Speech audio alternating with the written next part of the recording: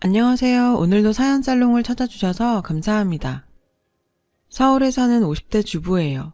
10손가락 깨물어 안 아픈 손가락 없다 하는데, 하지만 우리가 모르는 게 하나 있어요.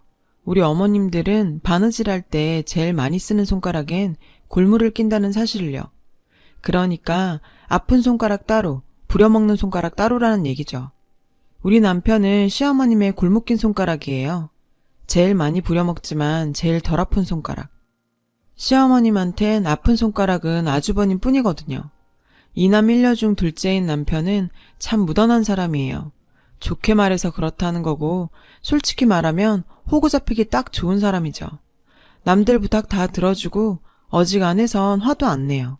그래서 사람들한테 자주 이용당하죠. 특히 시집 식구들한테요. 남편과 저는 직장에서 만났어요. 둘 다 은행 직원이었죠. 전 창구 직원이었고 남편은 대리였어요. 남편은 같은 직급 대리들보다 일을 잘했어요. 그래서 표창장도 많이 받았어요.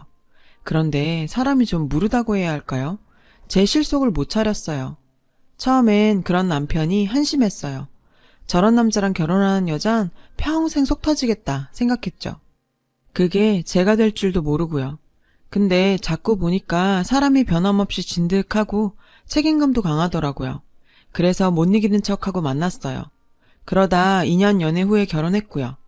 지금도 제 선택엔 후회 없어요. 결혼 후에도 남편은 한결같았어요. 집하고 회사밖에 모르는 스탠다드였죠.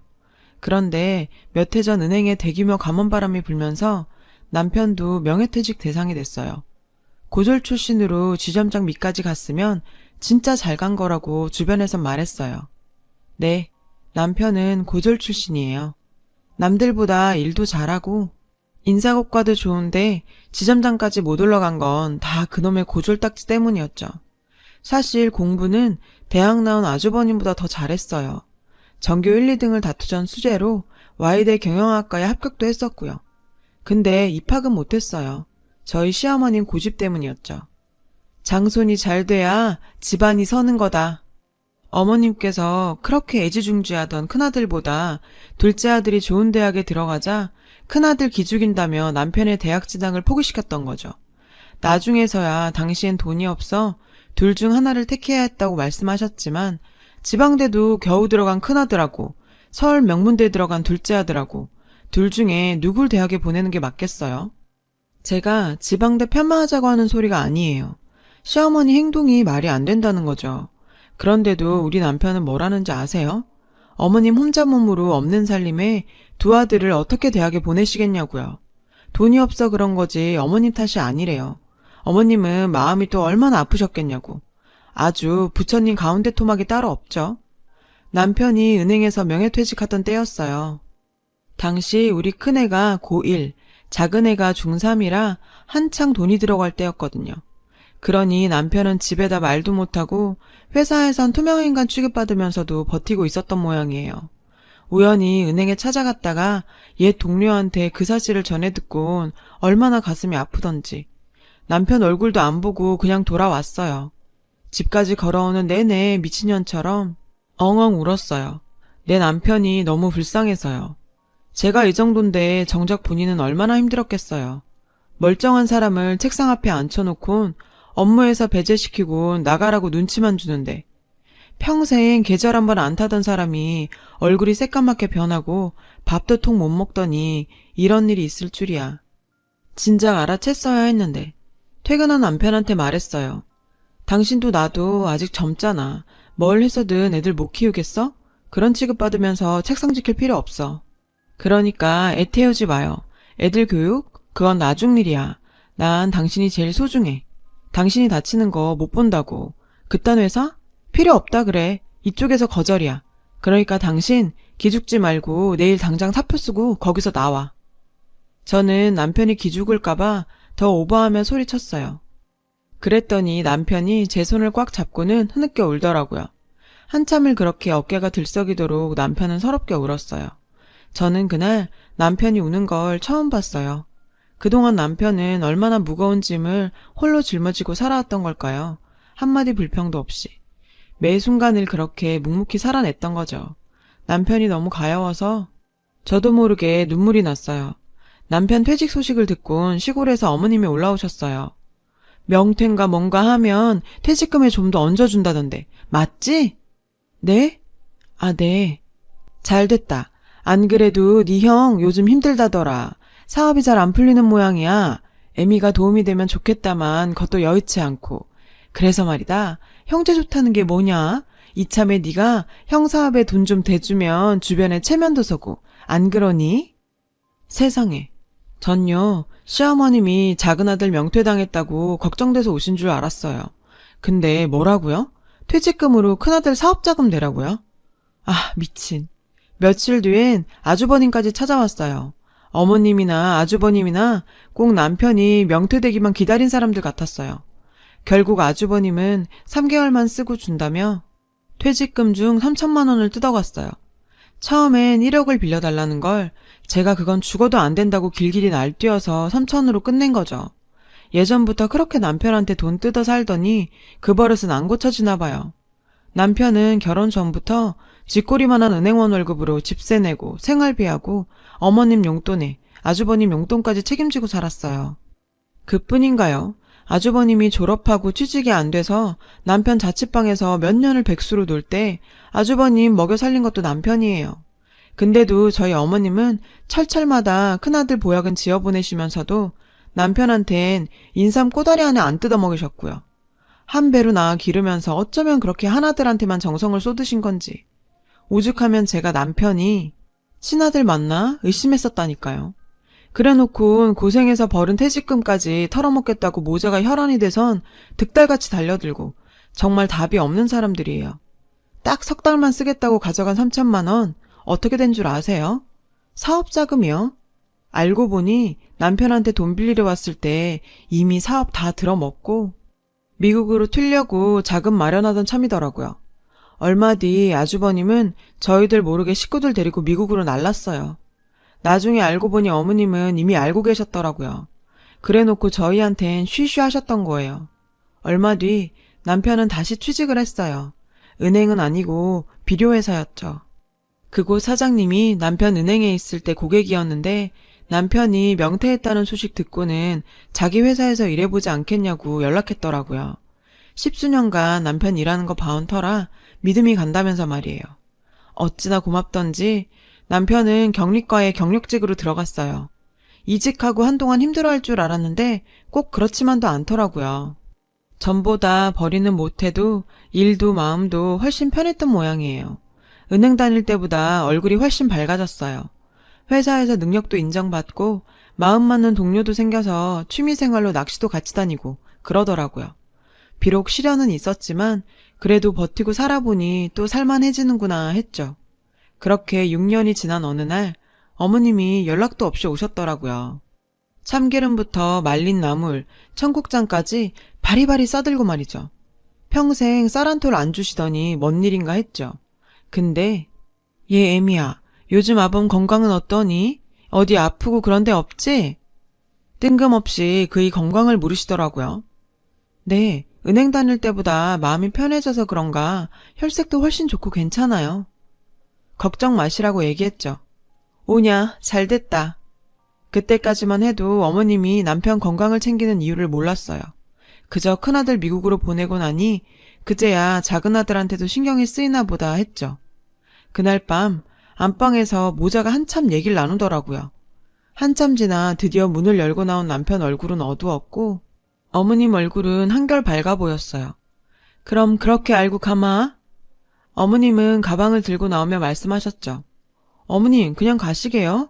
시간도 늦었는데 주무시고 가세요. 아니다. 내가 할 일이 많다. 다음에 와서 자고 가마. 둘째야, 그럼 몸 조심해라. 그날 밤 어머님은 기어이 그냥 가셨어요. 전 어머님이 돌아가신 뒤 남편한테 물었어요. 남편은 무거운 표정으로 입을 꾹 다문 채 아무 말도 안 했고요. 제가 사건의 내막을 알게 된 건 그로부터 일주일 뒤였어요. 엄마 아가씨 무슨 일이에요? 아침부터 전화를 다 하고. 언니, 큰오빠 서울에 있는 거 알아요? 한국 들어온 지 몇 년 됐대요. 기가 막혀. 그간 엄마가 선상까지 다 팔아서 큰오빠 생활비 대주고 있었더라고요. 우리가 보내드리는 용돈도 다 큰오빠 주머니로 들어갔고요. 어쩜 엄만 우리한테 말 한마디 없이 이럴 수가 있어? 사건의 전말은 이랬어요. 한국에서 우리 집은 물론 친인척 돈까지 싸그리 끌어서 미국으로 도망간 아주버님은 그곳에서 사기를 당했다나 봐요. 한국에선 평생 험한 일 한번 안 하고 살았던 아주버님은 그곳에서 일용직을 전전하며 막노동을 했대요. 그러다 몸도 상하고 더 이상 살아나갈 방법이 없자 한국으로 몰래 들어온 거죠.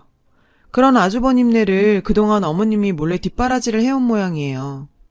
어머님이 세상에서 가장 아끼는 큰아들인데 안 그러셨겠어요? 언니, 아직 얘기 못 들었어요? 간이식 얘기? 간이식이요? 작은 오빠 바보 아니에요? 어쩌자고 간을 덜컥 내준다 그랬대요. 작은 오빠랑 병원 가서 간이식 적합 여부 검사까지 다 받았다던데?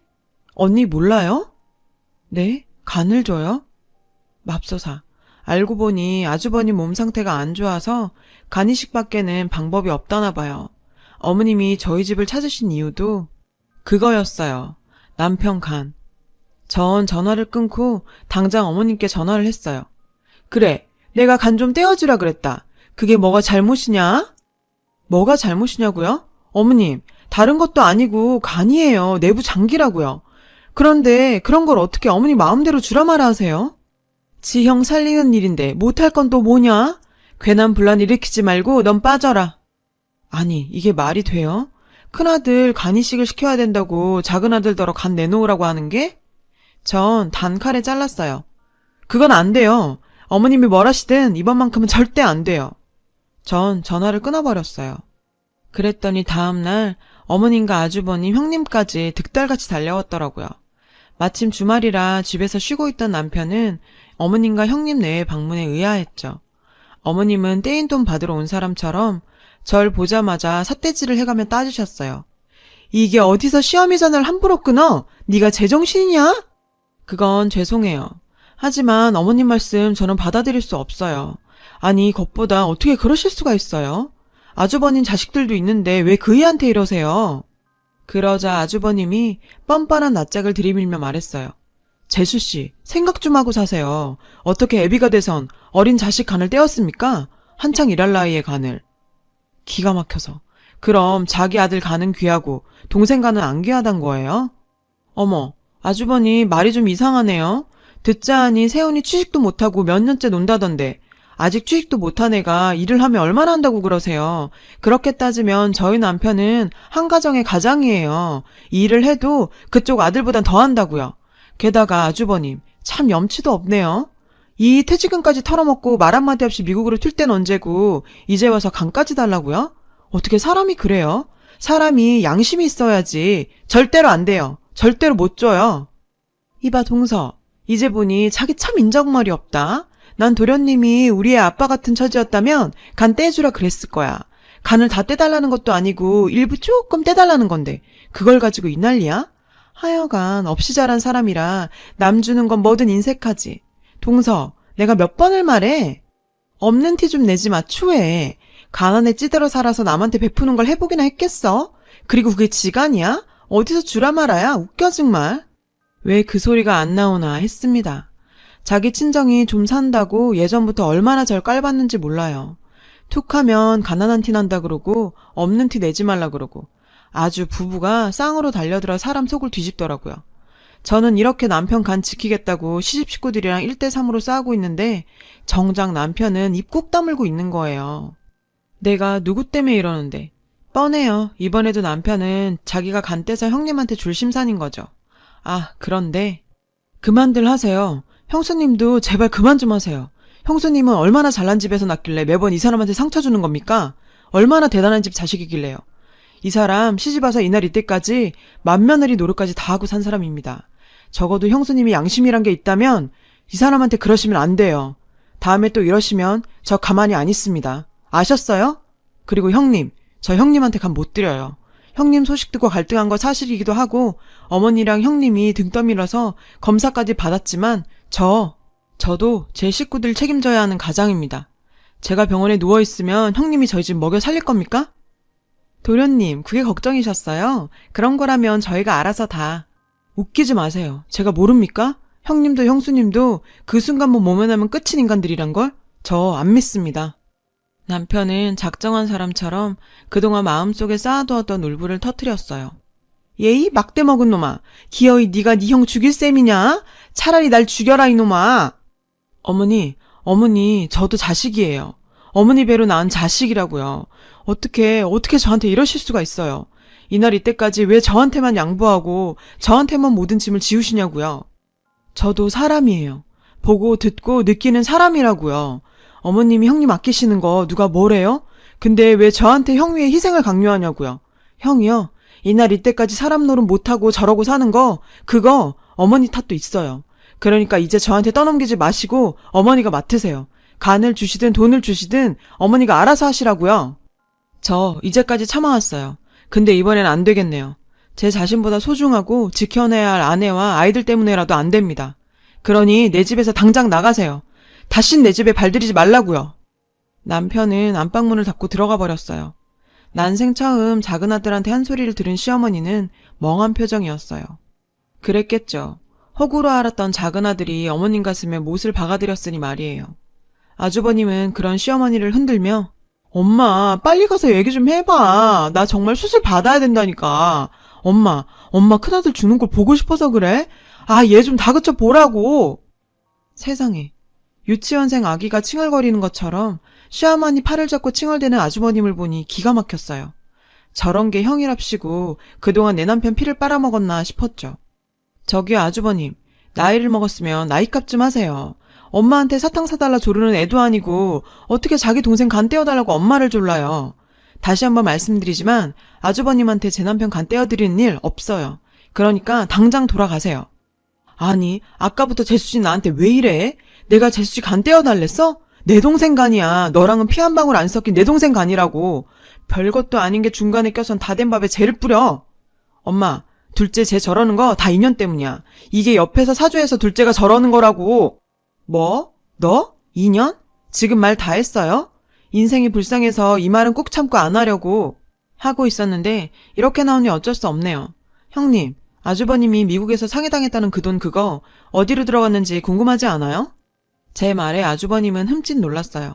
그렇겠죠. 식구들 누구도 모르는 일이니까요. 사실 제가 본 게 있거든요. 형님네 미국 떠나기 이틀 전인가? 학교 엄마들이랑 영등포 땡땡 백화점에 갔다가 여성복 코너에서 아주버님 봤어요. 젊은 여자랑 팔짱 끼고 쇼핑하던데 그 여자분 잘 계시죠? 손에 이미 명품 매장 쇼핑백이 주렁주렁 들려있었죠 아마. 저희 속이고 미국으로 튀지만 않았으면 진작 알려드렸을 텐데. 혹시 젊은 여자한테 돈 털리고 쪽팔리니까 투자 이민 사기당했다고 둘러대신 건 아니죠? 뭐? 이놈의 인간이 그년이 누구야? 말하라고. 얘 애미야, 너 지금 누굴 때리냐? 금쪽 같은 내 새끼를 감히 네가 때려? 금쪽 같은 거 좋아하시네. 천하에 쓸데없는 하자품이지. 인간아, 너 똑바로 말해. 돈 그년한테 갖다 바친 거야? 그런 거야? 여기서 이러지들 마시고 나가서 싸우세요. 저는 그 길로 어머님과 아주버님 내외를 집에서 내쫓았어요. 한참 동안이나 집 밖에서 싸우던 시어머니와 아주버님 내외는 주민 신고받고 출동한 경찰서에 이끌려갔고요. 그 후로도 몇 번이나 용서해달라고 간 이식 좀 해달라고 전화가 왔지만 남편은 매몰차게 끊어버렸어요.